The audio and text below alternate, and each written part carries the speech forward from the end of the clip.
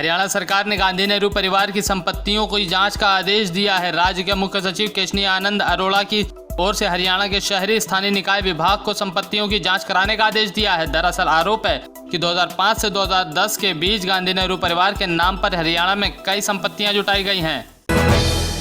राजस्थान में जारी सियासी दंगल अब कई मोर्चों पर लड़ा जा रहा है। सचिन पायलट और अशोक गहलोत के बीच जो जंग सत्ता को लेकर शुरू हुई थी उसने कानूनी रूप ले लिया है और कई पार्टियां इसमें शामिल हो चुकी हैं। आज सुप्रीम कोर्ट में राजस्थान विधानसभा स्पीकर सीपी जोशी की याचिका पर सुनवाई होगी, जिसमें उन्होंने हाईकोर्ट के द्वारा उनके नोटिस पर लगाए गए स्टे पर सवाल खड़े किए हैं। इसके अलावा हाईकोर्ट में भी इस पूरे दंगल से जुड़ी एक सुनवाई होनी है। देश का इंतजार अब खत्म होने वाला है, क्योंकि game changer fighter jet Bharat आ रहा है। पूर्वी लद्दाख सीमा पर चीन के साथ जारी सीमा गतिरोध के बीच राफेल जेट जंगी विमानों की पहली खेप फ्रांस से भारत के लिए रवाना हो चुकी है।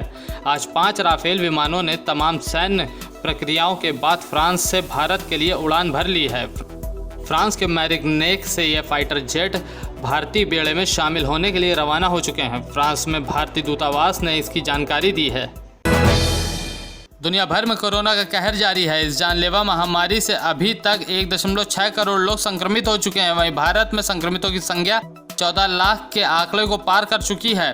भारत में कोरोना की रफ्तार का अंदाजा इसी बात से लगाया जा सकता है कि 2 दिनों में यहाँ करीब 1 लाख मरीजों की संख्या बढ़ जा रही है। अभी तक इस महामारी से यहाँ 32,000 से ज़्यादा लोगों की जान जा चुकी है। वहीं करीब 9 लाख लोग इस बीमारी से ठीक हो चुके हैं।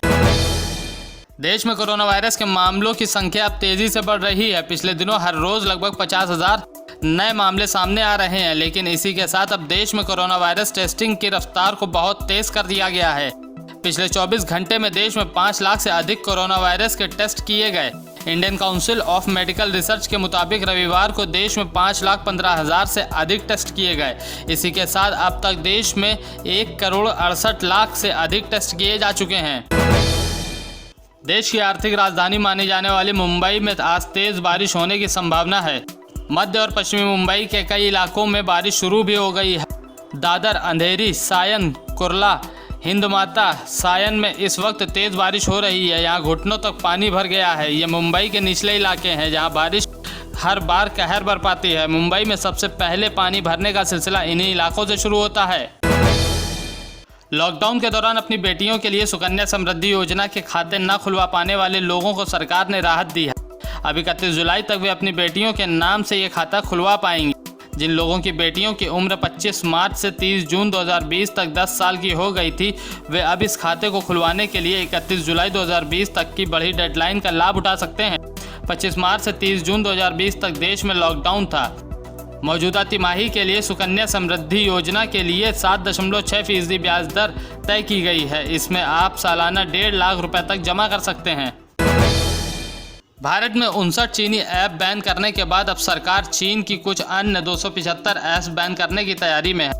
सरकार चेक कर रही है कि ये ऐप्स किसी तरह से नेशनल सिक्योरिटी और यूज़र प्राइवेसी के लिए खतरा तो नहीं बन रही है। सूत्रों के मुताबिक जिन कंपनियों का सर्वर चीन में है उन पर पहले रोक लगाने की कोशिश की जा रही है।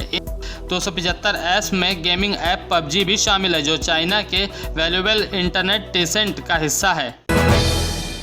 भारतीय स्पिन गेंदबाज हरभजन सिंह पिछले कुछ समय से सोशल मीडिया पर काफ़ी एक्टिव हैं। वह कई सामाजिक मुद्दों को लेकर ट्वीट कर चुके हैं। हालांकि इस बार उन्होंने अपने ही सोशल मीडिया पर अपनी परेशानी शेयर की है। दरअसल भज्जी के घर का बिल काफ़ी ज़्यादा आ गया है, जिससे परेशान होकर उन्होंने शिकायत की है।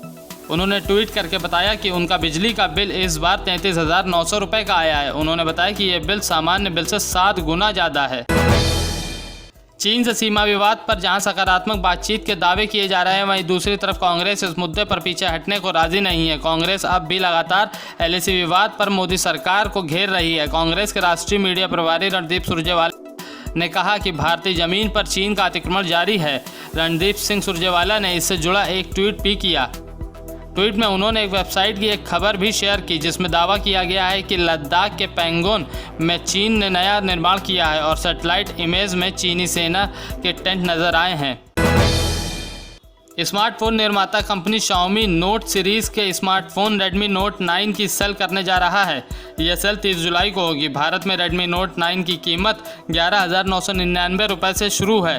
भारत में यह सेल दूसरी बार होने वाली है। यह स्मार्टफोन कंपनी की आधिकारिक वेबसाइट mi.com पर भी हो।